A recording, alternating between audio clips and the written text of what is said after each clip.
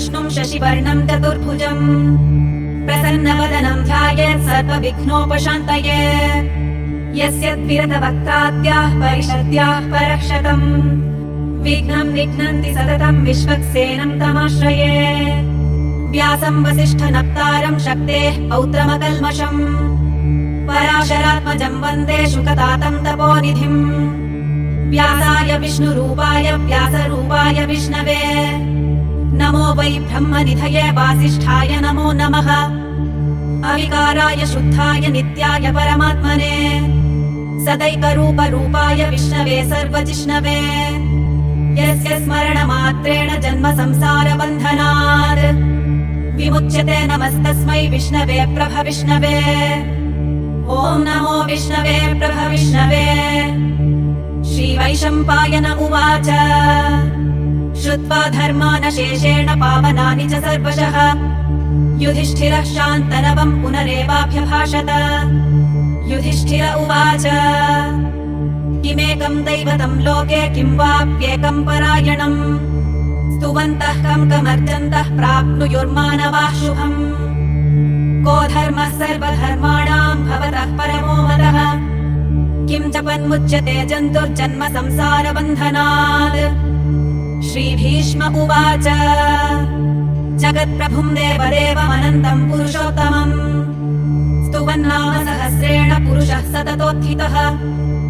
तमेव चार्चयन् नित्यं भक्त्या पुरुषमव्ययम् ध्यायन् स्तुवन् नमस्यंश्च यजमानस्तमेव च अनादिनिधनं विष्णुं सर्वलोकमहेश्वरम् लोकाध्यक्षं स्तुवन् नित्यं सर्वदुःखादिगो भवेत् ब्रह्मण्यं सर्वधर्मज्ञं लोकानां कीर्तिवर्धनम् लोकनाथं महद्भूतं सर्वभूतभवोद्भवम् एष मे सर्वधर्माणां धर्मोऽधिकतमो मतः यद्भक्त्या पुण्डरीकाक्षं स्तवैरर्च्यन्नरः सदा परमं यो महत्तेजः परमं यो महत्तपः परमं यो महद्ब्रह्म परमं यः परायणम् पवित्राणां पवित्रं यो मङ्गलानां च मङ्गलम् दैवतं देवतानां च भूतानां यो यः पिता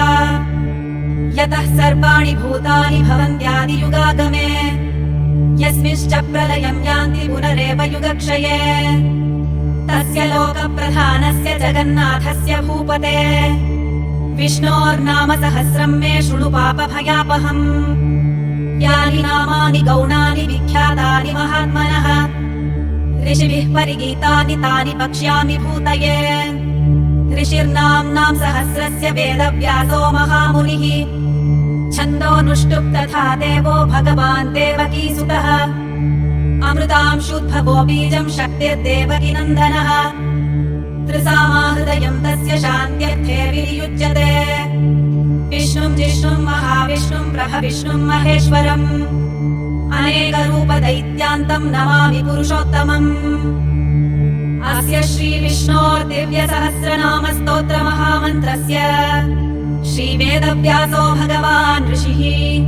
अनुष्टुप् छन्दः श्रीमहाविष्णुः परमात्मा श्रीमन्नारायणो देवता अमृतांशुद्भवो भानुरिति बीजम् देवकीनन्दनः सृष्टेति शक्तिः उद्भवः क्षोभणो देव इति परमो मन्त्रः शङ्खभृन्नन्दकी चक्रीति कीलकम् शार्ङ्गधन्वा गदाधर इत्यस्त्रम्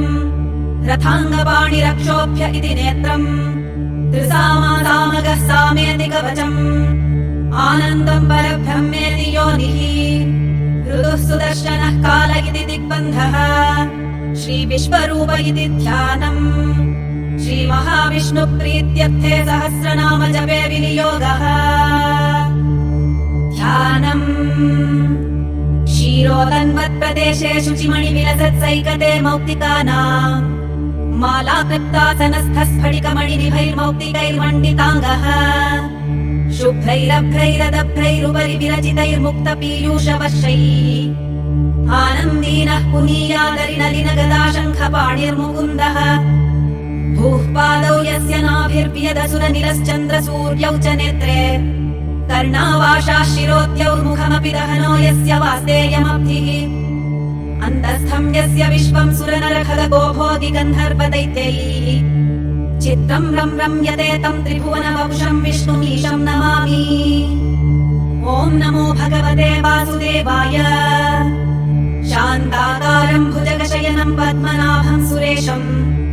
विश्वाधारं गगनसदृशं मेघवर्णं शुभाङ्गं लक्ष्मीकान्तं कमलनयनं योगिहृद्ध्यानगम्यं वन्दे विष्णुं भवभयहरं सर्वलोकैकनाथम्। मेघश्यामं पीतकौशेयवासं श्रीवत्साङ्गं कौस्तुभोद्भासिताङ्गम् पुण्योपेतं पुण्डरीकायदाक्षं विष्णुं वन्दे सर्वलोकैकनाथम्। नमः समस्तभूतानामादिभूताय भूभृते अनेकरूपरूपाय विष्णवे प्रभविष्णवे सशङ्खचक्रं सकिरीटकुण्डलं सपीतवस्त्रं सरसीरुहेक्षणम् सहारवक्षस्थलशोभिकौस्तुभं नमामि विष्णुं शिरसा चतुर्भुजम्। छायायां पारिजातस्य हेमसिंहासनोपरि आसीनमम्बुदश्याममायताक्षमलङ्कृतम् चन्द्राननं चतुर्बाहुं श्रीवत्साङ्कितवक्षसम् रुक्मिणी सत्यभामाभ्यां सहितं कृष्णमाश्रये। ॐ विश्वं विष्णुर्वषट्कारो भूतभव्यभवत्प्रभुः भूतकृद्भूतभृद्भावो भूतात्मा भूतभावनः भूतात्मा परमात्मा च मुक्तानां परमागतिः अव्ययः पुरुषः साक्षी क्षेत्रज्ञोऽक्षर एव च योगो योगविदां नेता प्रधानपुरुषेश्वरः नारसिंहवपुः श्रीमान् केशवः पुरुषोत्तमः सर्वः शर्वः शिवस्थाणुर्भूतादिर्निधिरव्ययः सम्भवो भावनो भर्ता प्रभवः प्रभुरीश्वरः स्वयंभूः शम्भुरादित्यः पुष्कराक्षो महास्वनः अनादिनिधनो धाता विधाता धातुरुत्तमः अप्रमेयो हृषीकेशः पद्मनाभोऽमरप्रभुः विश्वकर्मा मनुस्त्वष्टा स्थविष्ठः स्थविरो ध्रुवः अग्राह्यः शाश्वतः कृष्णो लोहिताक्षः प्रदर्दनः प्रभूतस्त्रिगुप्ताम पवित्रं मङ्गलं परम् ईशानः प्राणदः प्राणो ज्येष्ठः श्रेष्ठः प्रजापतिः हिरण्यगर्भो भूगर्भो माधवो मधुसूदनः ईश्वरो विक्रमी धन्वी मेधावी विक्रमः क्रमः अनुत्तमो दुराधश्च कृतज्ञः कृतिरात्मवान् सुरेशः शरणं शर्म विश्वरेताः प्रजाभवः अहः संवत्सरो व्यालः प्रत्ययः सर्वदर्शनः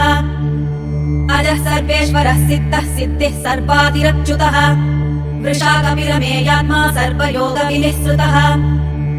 वसुर्वसुमनाः सत्यः समात्मा संवितः समः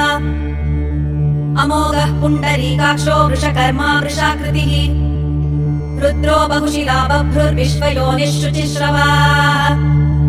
अमृतः शाश्वतस्थाणुर्परारोहो महातपाः सर्वगः सर्वविद्भानुर्विश्वक्सेनो जनार्दनः वेदो वेदविदव्यङ्गो वेदाङ्गो वेदवित्कविः लोकाध्यक्षः सुराध्यक्षो धर्माध्यक्षः कृताकृतः चतुरात्मा चतुर्व्यूहश्चतुर्दंष्ट्रश्चतुर्भुजः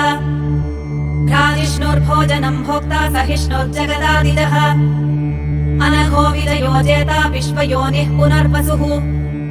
उपेन्द्रो वामनः प्रांशुः अमोघः शुचिरूचितः अतीन्द्रः सङ्ग्रहः सर्गो धृतात्मा नियमो यमः वेद्यो वैद्यः सदा योगी वीरः माधवो मधुः अतीन्द्रियो महामायो महोत्साहो महाबलः महाबुद्धिर्महावीर्यो महाशक्तिर्महाद्युतिः अनिर्देश्य वपुः श्रीमानमेयात्मा महादृधृक् महेश्वासो महीभर्ता श्रीनिवासः सदाङ्गतिः अनिरुद्धः सुरानन्दो गोविन्दो गोविदाम्पतिः मरीचिर्दमनोहंसः सुवर्णो भुजगोत्तमः हिरण्यनाभः सुतपाः पद्मनाभः प्रजापतिः अमृत्युः सर्वदृक्सिंहः सन्धाता सन्धिमान् स्थिरः अजो दुर्मर्षणः शास्ता विश्रुतात्मा सुरारिः गुरुर्गुरुतमो धाम सत्यः सत्यपराक्रमः निमिषो निमिषस्रग्वी वाचस्पतिरुदारधीः अग्रणीर्ग्रामणी श्रीमान् न्यायो नेता समीरणः सहस्रमूर्धा विश्वात्मा सहस्राक्षः सहस्रपाद आवर्तनो निवृत्तात्मा संवृतः सम्प्रवर्तनः अहः संवर्तको वह्निरनिरोधरणीधरः सुप्रसादः प्रसन्नात्मा विश्वधृक् विश्वभुक् विभुः सत्कर्ता सत्कृतः साधुर्जह्नुर्नारायणो नरः असङ्ख्येयो प्रमेयात्मा विशिष्टः शिष्टकृच्छुचिः सिद्धार्थ सिद्ध संकल्पः सिद्धिदः सिद्धिसाधनः वृषाही वृषभो विष्णुर्वृषपर्वा वृषोदरः वर्धनो वर्धमानश्च विविक्तः श्रुतिसागरः सुभुजो दुर्धरो वाग्मी महेन्द्रो वसुदो वसुः नैकरूपो बृहद्रूपः शिबिविष्टः प्रकाशनः ओजस्तेजोद्युतिधरः प्रकाशात्मा प्रतापनः वृत्तः स्पष्टाक्षरो मन्त्रश्चन्द्रांशुर्भास्करद्युतिः अमृतांशूद्भवो भानुः शशबिन्दुः सुरेश्वरः औषधम् जगतः सेतुः सत्यधर्मपराक्रमः भूतभव्यभवन्नाथः पवनः पावनो नलः कामः कामहृत्कान्तः कामः कामप्रदः प्रभुः युगादिकृत्युगावर्तो नैकमायो महाशनः अदृश्यो व्यक्तरूपश्च सहस्रजिदनन्तजित् इष्टो विशिष्टः शिष्टेष्टः शिखण्डी नहुषो वृषः क्रोधः क्रोधकृत्कर्ता विश्वबाहुर्महीधरः अच्युतः प्रथितः प्राणः प्राणदो वासवानुजः अपानिधिरधिष्ठानमप्रमत्तः प्रतिष्ठितः स्कन्दधरो धुर्यो वरदो वायुवाहनः वासुदेवो बृहद्भानुरादिदेवः पुरन्दरः अशोकस्तारणस्तारः शूरः शौरिर्जनेश्वरः अनुकूलः शतावर्तः पद्मी पद्मनिभेक्षणः पद्मनाभोरविन्दाक्षः पद्मगर्भः शरीरभृत् महर्धिर्वृद्धो वृद्धात्मा महाशो गरुडध्वजः अतुलः शरभो भीमः समयज्ञो हविर्हरिः सर्वलक्षणलक्षण्यो लक्ष्मीवान् समितिञ्जयः विक्षरो रोहितो मार्गो हेतुर्दामोदरः सहः महीधरो महाभागो वेगवानमिताशनः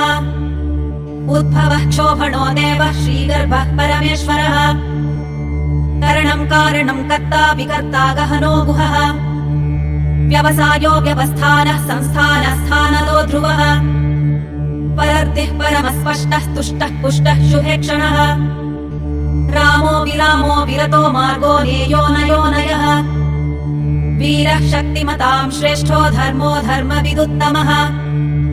वैकुण्ठः पुरुषः प्राणः प्राणदः प्रणवः पृथुः हिरण्यगर्भः शत्रुघ्नो व्याप्तो वायुरथोक्षजः ऋतुः सुदर्शनः कालः परमेष्ठी परिग्रहः उग्रः संवत्सरो दक्षो विश्रामो विश्वदक्षिणः विस्तारस्थावरस्थाणुः प्रमाणम् बीजमव्ययम् अर्थोऽनर्थो महाकोशो महाभोगो महाधनः अनिर्विण्णस्थविष्ठो भूर्धर्मयूपो महामखः नक्षत्रनेमिर्नक्षत्री क्षमः क्षामः समीहनः यज्ञ इत्यो महेज्यश्च क्रतुः सत्रम् सताङ्गतिः सर्वदर्शी विमुक्तात्मा सर्वज्ञो ज्ञानमुत्तमम् सुव्रतः सुमुखः सूक्ष्मः सुघोषः सुखदः सुहृद् मनोहरो जितक्रोधो वीरबाहुर्विदारणः स्वापनः स्ववशो व्यापी नैकात्मा नैककर्मकृत् वत्सरो वत्सलो वत्सी रत्नगर्भो धनेश्वरः धर्मगुप्धर्मकृद्धर्मी सदसक्षरमक्षरम् अविज्ञाता सहस्रांशुर्विधाता कृतलक्षणः गभस्तिनेमिः सत्त्वस्तः सिंहो भूतमहेश्वरः आदिदेवो महादेवो देवेशो देवभृद्गुरुः उत्तरो गोपतिर्गोप्ता ज्ञानगम्यः पुरातनः शरीरभूतभृद्भोक्ता कपीन्द्रो भूरि दक्षिणः सोमवोऽमृतपः सोमः पुरुजित्पुरुसत्तमः विनयो जयः सत्यसन्धो दाशार्हः सात्वताम् पतिः जीवो विनयिता साक्षी मुकुन्दो मितविक्रमः अम्भोनिधिरनन्तात्मा महोदधिशयोऽन्तकः अजो महार्हः स्वाभाव्योचितामित्रः प्रमोदनः आनन्दो नन्दनो नन्दः सत्यधर्मा त्रिविक्रमः महर्षिः कपिलाचार्यः कृतज्ञो मेदिनीपतिः त्रिपदस्त्रिदशाध्यक्षो महाशृङ्गः कृतान्तकृत महावराहो गोविन्दः सुषेणः कनकाङ्गदी गुह्यो गभीरो गहनो गुप्तश्चक्रगदाधरः वेदास्वाङ्गोदितः कृष्णो दृढः सङ्कर्षणोच्युतः वरुणो वारुणो वृक्षः पुष्कराक्षो महामनाः भगवान् भगहानन्दी वनमाली हलायुधः आदित्यो ज्योतिरादित्यः सहिष्णुर्गतिसत्तमः सुधन्वा खण्डपरशुर्दारुणो द्रविणप्रदः दिविस्पृक्सर्पदृग्व्यासो वाचस्पतिरयोनिदः त्रिसामासामगः सामनिर्वाणं भेषजं भिषग सन्न्यासकृच्छमः शान्तो निष्ठा शान्तिः परायणम् शुभाङ्गः शान्तिदः स्रष्टा कुमुदः कुवलेशयः गोहितो गोपतिर्गोप्ता वृषभाक्षो वृषप्रियः अनिवर्ती निवृत्तात्मा संक्षेप्ताक्षेमकृच्छिवः श्रीवत्सवक्षाः श्रीवासः श्रीपतिः श्रीमताम्बरः श्रीधः श्रीशः श्रीनिवासः श्रीनिधिः श्रीविभावनः श्रीहरः श्रीकरः श्रेयः श्रीमान् लोकत्रयाश्रयः स्वक्षस्वङ्गः शतानन्दो नन्दिर्ज्योतिर्गणेश्वरः विजितात्मा विधेयात्मा सत्कीर्तिश्चिन्न संशयः उदीर्णः सर्वतश्चक्षुरनीशः शाश्वतस्थिरः भूषयो भूषणो भूतिर्विशोकः शोकनाशनः अर्चिष्मानर्चितः कुम्भो विशुद्धात्मा विशोधनः अनिरुद्धो प्रतिरथः प्रद्युम्नोमितविक्रमः कालनेमिनिहावीरः शौरिः शूरजनेश्वरः त्रिलोकात्मा त्रिलोकेशः केशवः केशिहा हरिः कामदेवः कामपालः कामीकान्तः कृतागमः अनिर्देश्य वपुर्विष्णुः वीरोऽनन्तो धनञ्जयः ब्रह्मण्यो ब्रह्मकृद्ब्रह्मा ब्रह्म ब्रह्मविवर्धनः ब्रह्मविद्ब्राह्मणो ब्रह्मी ब्रह्मज्ञो ब्राह्मणप्रियः महाक्रमो महाकर्मा महातेजा महोरगः महाक्रतुर्महायज्वा महायज्ञो महाहविः स्तव्यस्तव प्रियस्तोत्रं स्तुतिस्तोतारणप्रियः पूर्णः पूरयिता पुण्यः पुण्यकीर्तिरनामयः मनोजवस्तीर्थकरो वसुरेता वसुप्रदः वसुप्रदो वासुदेवो वसुर्वसुमनाहविः सद्गतिः सत्कृतिः सत्ता सद्भूतिः सत्परायणः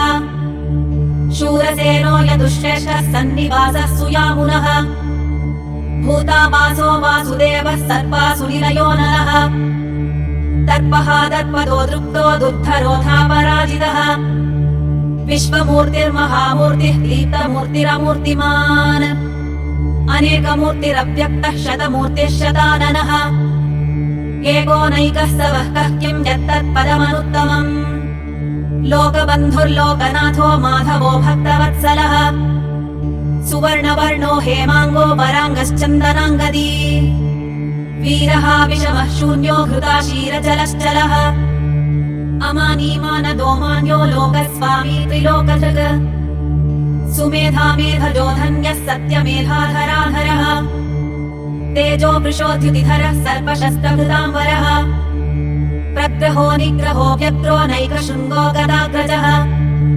चतुर्मूर्तिः चतुर्बाहुः चतुर्व्यूहः चतुर्गतिः चतुरात्मा चतुर्भावः चतुर्वेदविदेकपात्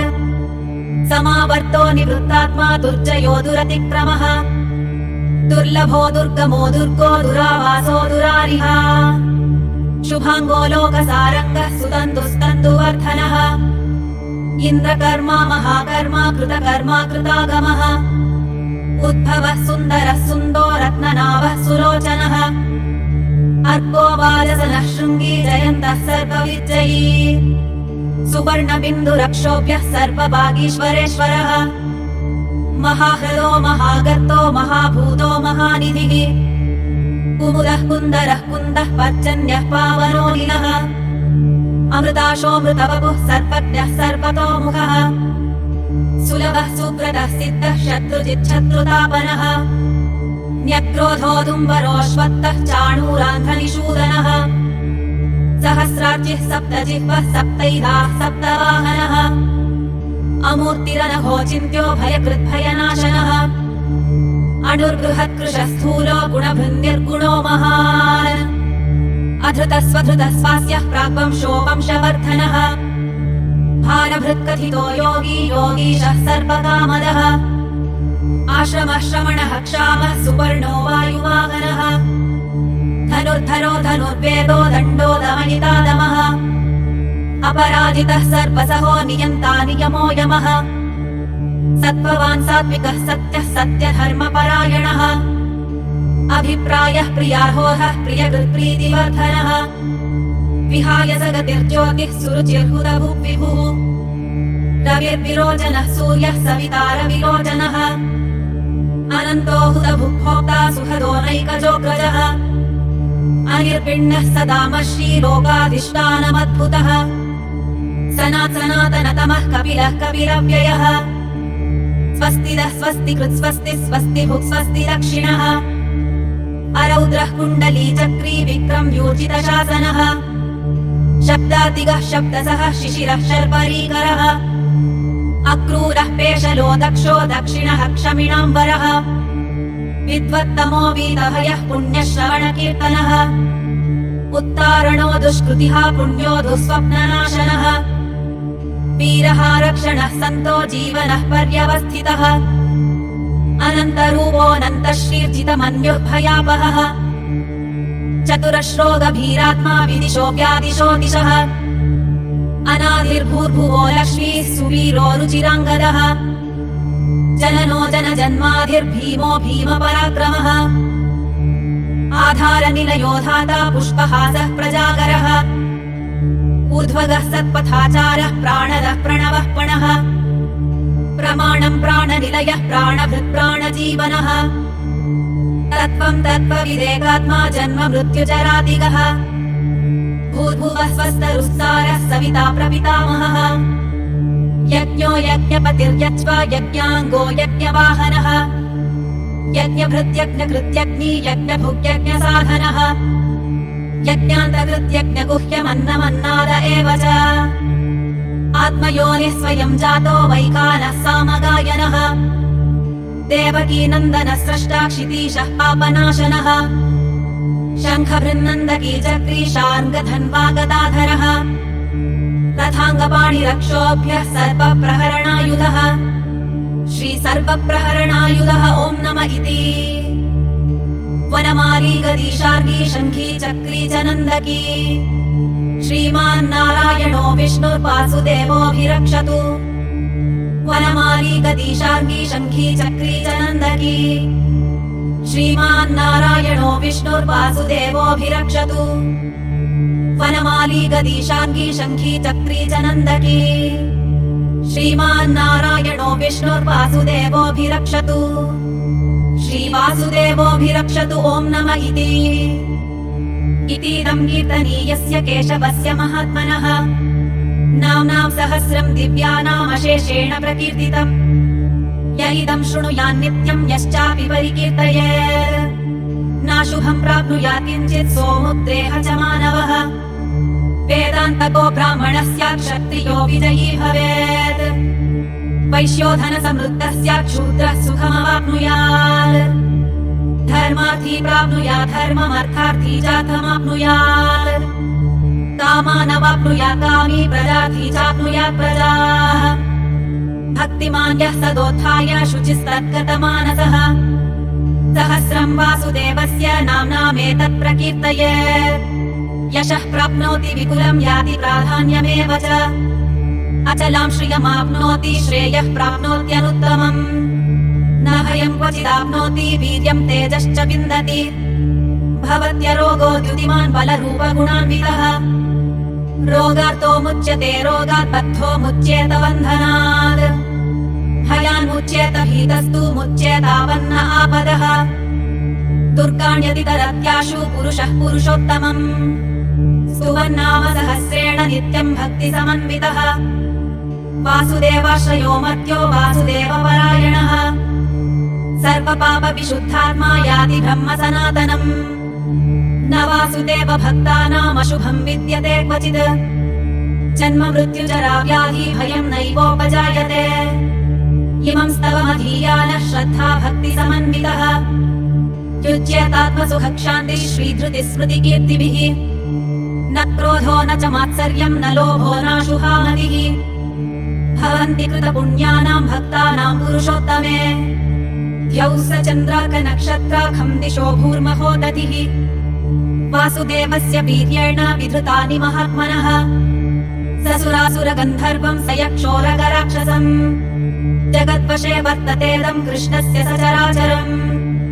इन्द्रियाणि मनोबुद्धिः सत्त्वं तेजो बलं धृतिः वासुदेवात्मकान्याहुः क्षेत्रं क्षेत्रज्ञ एव च सर्वागमानामाचारः प्रथमं परिकल्पते आचारप्रभवो धर्मो धर्मस्य प्रभुरच्युतः ऋषयः पितरो देवा महाभूतानि धातवः जङ्गमाजङ्गमं चेदं जगन्नारायणोद्भवम् योगो ज्ञानं तथा साङ्ख्यं विद्याः शिल्पादिकर्म च वेदाः शास्त्राणि विज्ञानमेतत् सर्वं जनार्दनात् एको विष्णुर्महद्भूतं पृथग्भूतान्यनेकशः त्रिलोकान् व्याप्य भूतात्मा भुङ्क्ते विश्वभुगव्ययः इमं स्तवं भगवतो विष्णोर्व्यासेन कीर्तितम् पठेद्य इच्छेत् पुरुषः श्रेयः प्राप्तुं सुखानि च विश्वेश्वरमजं देवं जगतः प्रभुमव्ययम् भजन्ति ये पुष्कराक्षं न ते यान्ति पराभवम् न ते यान्ति पराभवम् ॐ नमः इति अर्जुन उवाच पद्मपत्रविशालाक्ष पद्मनाभसुरोत्तम भक्तानामनुरक्तानां त्राता भव जनार्दन श्रीभगवानुवाच यो मां नाम सहस्रेण स्तोतुमिच्छति पाण्डव सोऽहमेकेन श्लोकेन स्तुत एव न संशयः स्तुत एव न संशय ॐ नमः इति व्यास उवाच वासनात् वासुदेवस्य वासितं भुवनत्रयम् सर्वभूतनिवासोऽसि वासुदेव नमोऽस्तु ते श्रीवासुदेव नमोऽस्तु ॐ नमः इति पार्वत्युवाच येनोपायेन लघुना विष्णोर्नाम सहस्रकम् पठ्यते पण्डितैर्नित्यं श्रोतुमिच्छाम्यहं प्रभो ईश्वर उवाच श्रीराम राम रामेति रमे रामे मनोरमे सहस्रनाम तत्तुल्यं राम नाम वरानने श्रीराम राम रामेति रमे रामे मनोरमे सहस्रनाम तत्तुल्यं राम नाम वरानने श्रीराम राम रामेति रमे रामे मनोरमे सहस्रनाम तत्तुल्यं राम नाम वरानने श्रीराम नाम वरानन ॐ नमः इति ब्रह्म उवाच नमोऽस्त्वनन्ताय सहस्रमूर्तये सहस्रपादाक्षिशिरोरुबाहवे सहस्रनाम्ने पुरुषाय शाश्वते सहस्रकोटियुगधारिणे नमः सहस्रकोटियुगधारिणे नमः ॐ नमः इति सञ्जय उवाच यत्र योगेश्वरः कृष्णो यत्र पार्थो धनुर्धरः तत्र श्रीविजयो भूतिर्ध्रुवा नीतिर्मतिर्मम श्रीभगवानुवाच अनन्याश्चिन्तयन्तो मां ये जनाः पर्युपासते तेषां नित्याभियुक्तानां योगक्षेमं वहाम्यहम् परित्राणाय साधूनां विनाशाय च दुष्कृताम् धर्म संस्थापनार्थाय सम्भवामि युगे युगे आर्ता विषण्णाः शिथिलाश्च भीताः घोरेषु च व्याधिषु वर्तमानाः संकीर्त्य नारायण शब्दमात्रं विमुक्तदुःखाः सुखिनो भवन्तु कायेन वाचा मनसेन्द्रियैर्वा बुद्ध्यात्मना वा प्रकृते स्वभावात् करोमि यद्यत् सकलं परस्मै नारायणायेति समर्पयामि इति श्रीविष्णोर्दिव्यसहस्र